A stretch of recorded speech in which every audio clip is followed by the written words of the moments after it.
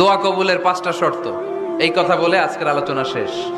এই যারা বলেন দোয়া কবুল হয় না, দেখেন নিজেদের সাথে মিলে কিনা। এই 5টা শর্ত যদি পাওয়া যায়, মুহূর্তেই আপনার দোয়া আরশে যে নক করবে। 1 নাম্বার শর্ত আকলুল হালাল, হালাল খাওয়া। কি খাওয়া? আমরা দুইটাই খাই, হালালও খাই হারামও খাই। বেশি খাই কোনটা? হ্যাঁ, কি খান?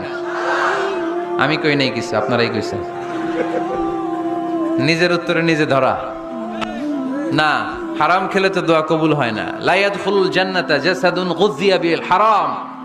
ওই দেহ কখনো জান্নাতে যায় না যে দেহ হারাম খেয়ে বর্ধিত হয়েছে। কেন দোয়া কবুল হয় না? মিলিয়ে নেন নিজের জীবনের সাথে, জাস্ট একটু মিলিয়ে নেন। দোয়া কবুলের 5টা শর্ত, এই কথা বলে আজকের আলোচনা শেষ।